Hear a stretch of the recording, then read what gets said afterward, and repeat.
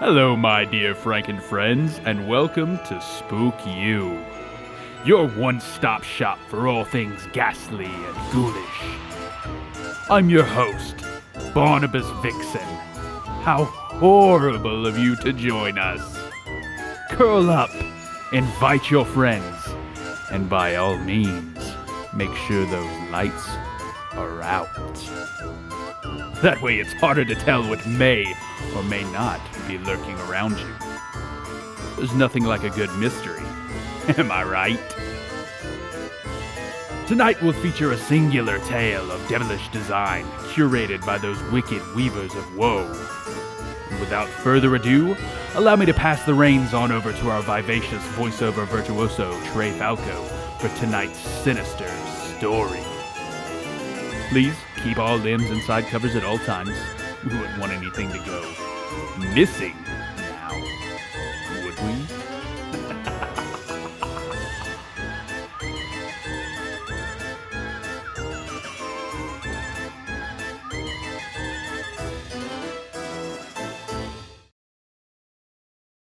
Every day was the same. Over the course of a year, I tucked into bed dozens of strangers. Every one of them was frozen, bug-eyed, and extraordinarily confused. My life was completely consumed by my job, if that's even the right word for this absurd way of life.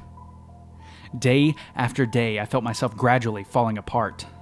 Then, once I reached my lowest point, I'd be invited to a riotous staff meeting, a horror show in which we, my fellow bed-tuckers, consumed the vilest sort of carry-on-lace narcotic. I always felt an immense burden lifted off my shoulders after these bacchanalian nightmares. But this relief was ephemeral. The next day I'd feel the inner decay reassert itself and I'd hanker once more for the next sip of frothy orange drink. I wanted out. I didn't want to tuck strangers into bed, and I didn't want to be drugged up cannibal for the rest of my existence. Every time I tried to concoct an exit strategy, an end to this madness, my mind was drawn to her, the blue-eyed woman who ran this whole operation. She had control over me, over all of us. At first I thought what I felt was love. Her gaze was so enchanting that she never failed to set my heart aflutter. But now, after everything that I've witnessed, I believe my attraction went deeper than that, to some primordial level. My love drew upon forces so basic and instinctual that I convinced myself it was futile to resist. Nevertheless, I had to do something to end this cycle. But what? I didn't want to turn into a condiment like penis fingers and nose ring. Sorry, Frank and Dolores, two wonderful people torn to pieces. But I knew that eventually, if I failed to act, I would share their fate and end my existence at the bottom of a refreshing cup of orange juice. All the horrors seemed to center upon the abandoned Orange Julius. There I would find my solution. I thought long and hard on my options. I could negotiate. I could run away. Or I could just keep going and hope everything worked out. None of these plans were tenable. Then I burnt myself making breakfast, and I had an epiphany. I collected together a half-dozen empty 1-liter bottles of Stalichnia and tore apart an equal number of rags. Then I drove to the gas station and filled up a large jerry can. I topped each bottle off with petroleum and tied them off with a rag. I loaded up my trunk with an arsenal of improvised incendiary weapons and drove to the abandoned Orange Julius. As I approached, I looked up and down the street, but, as usual, there was not a soul in sight. I parked up against the curb and left the motor running. I got out of my car, opened up the trunk, and picked up my first bottle. Then I sparked my Zippo and ignited the rag. Now or nothing, I told myself. I flung the first bottle onto the side of the building and it exploded on impact, spreading flames over the weather-beaten exterior. The building may as well have been a pile of dry kindling. The fire spread upwards toward the roof with a surprising haste, and soon an ashen cumulonimbus blossomed into the sky. The one Molotov cocktail was enough, but I came here with a mission, so I launched the remainder of my arsenal. I stood back, shielding myself from the intense heat. At that moment, I should have driven away as fast as my car would take me.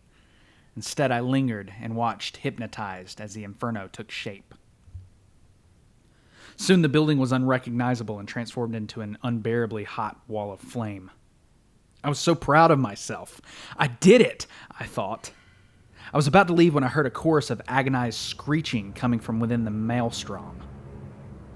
I thought I could see movement as though something was creeping its way out of the blaze. I hung back and saw that it was a slinky engulfed in flames. I watched in horror as it lurched its way out of the fire, howling like a wounded animal. Then more slinkies emerged, dozens of them, all emitting the same heart-wrenching, pain-filled screams. I couldn't bear to watch this horror any longer. I had to get away from this madness, immediately. I sped home and parked my car out front. I felt dizzy as the adrenaline tapered off, and I stumbled up my steps. I froze when I saw my front door hung partially open. Someone was inside.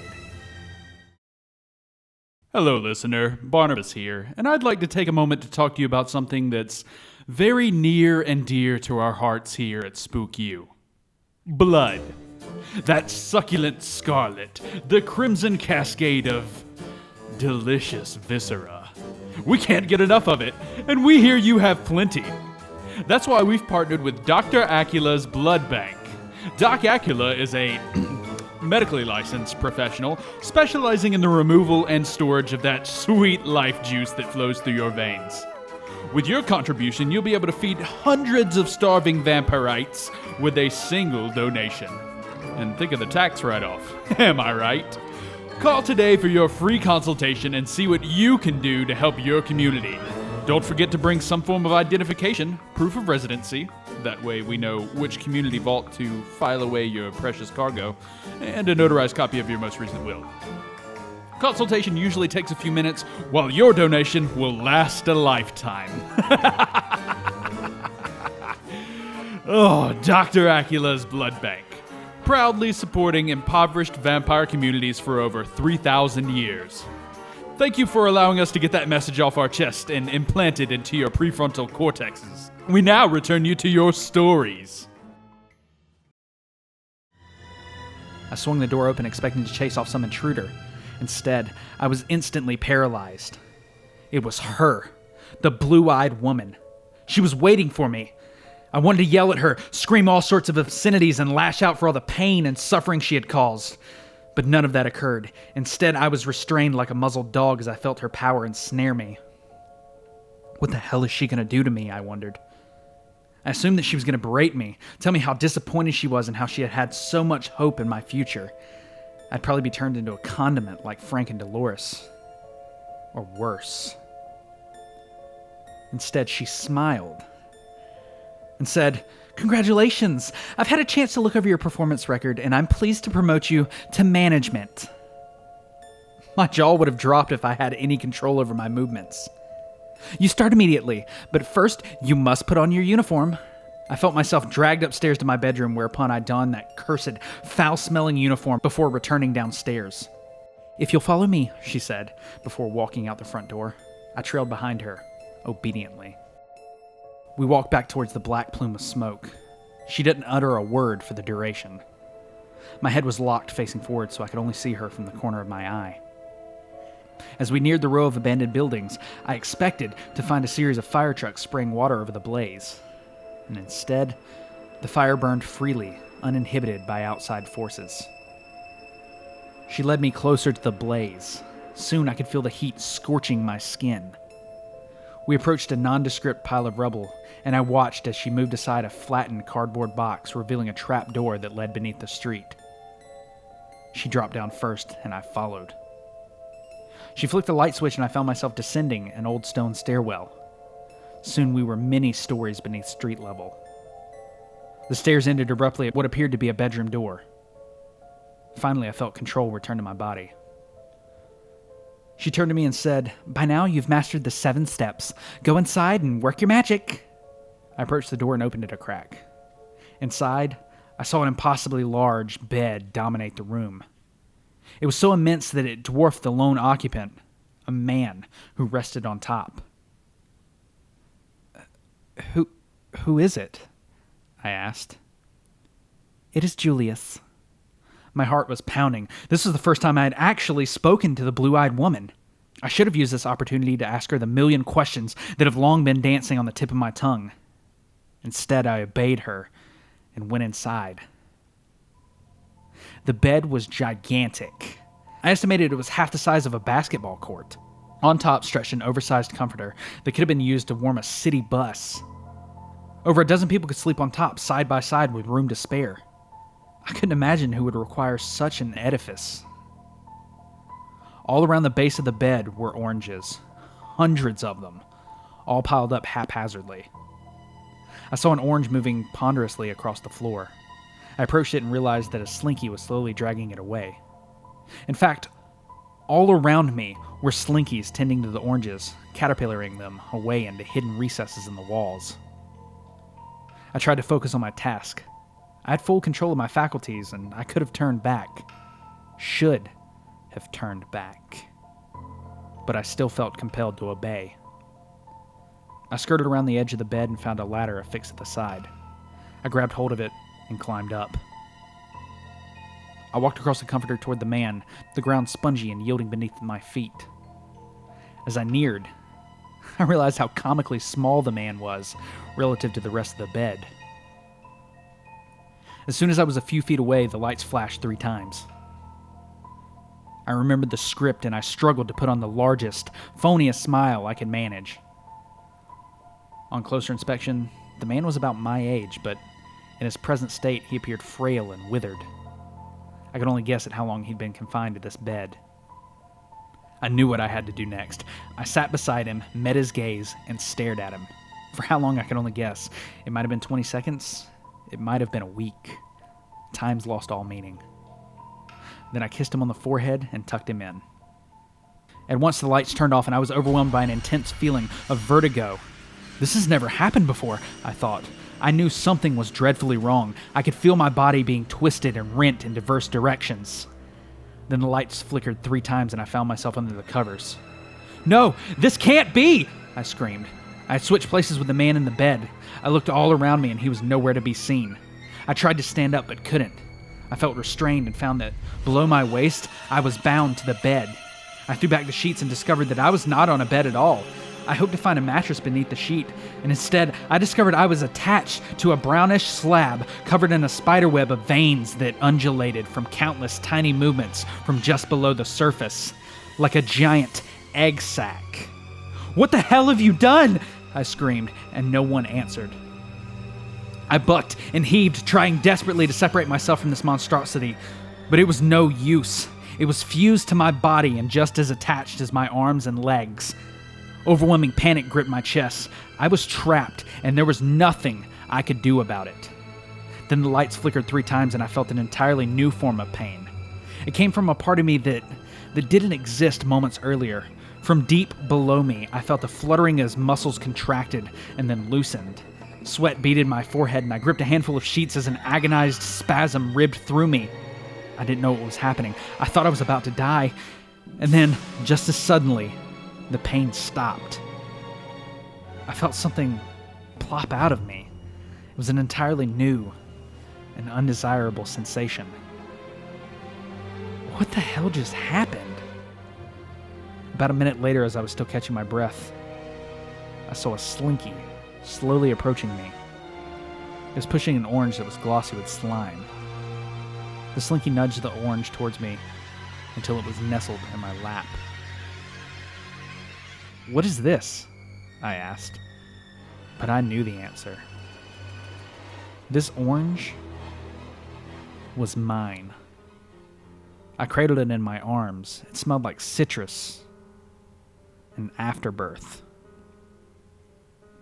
Soon the slinky nudged my arm and scooped up the orange, pushing it off the bed and out of sight. I didn't realize being a father or mother would be so overwhelming. Then the lights flickered again 3 times and the entire process repeated itself. I don't know how long I've been confined down here, trapped in this subterranean bedroom. Weeks? Months? Every day I lay dozens of oranges. The pain and discomfort never diminishes. Just before I fall asleep each night, she visits. The woman with the blue eyes kisses me on the forehead and tucks me in, but she never stares at me. I wish she would. Recently, my new body went through some sort of molting stage, and I was able to tear off strips of paper like sheets from my egg sac or bed, whatever it is. I found that many of the slinkies were singed in the fire. When they approached, I grabbed them and used them as ashen pencils. I've been slowly writing out my story. Soon, I will attach my letter to one of the slinkies and hope that it will find its way above ground and into the hands of someone who will believe my story. If you find this letter, I have one request. Please bring me an Orange Julius. I know what's in it and I don't care. Just one sip. And I feel like everything will be okay.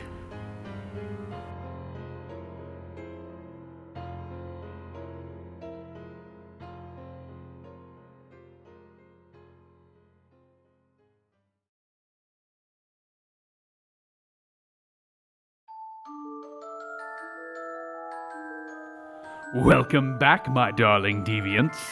Well, tell me, did you enjoy that twisted tale? Of course you did. I knew you had that air about you, that hunger for the horrific and the macabre. So, did we spook you? If not, then file a complaint with our complaint department detailing all accounts of non-spookiness you found in this video, and we'll get back to you in 2 to 3 millennia. Give or take a business eon or two.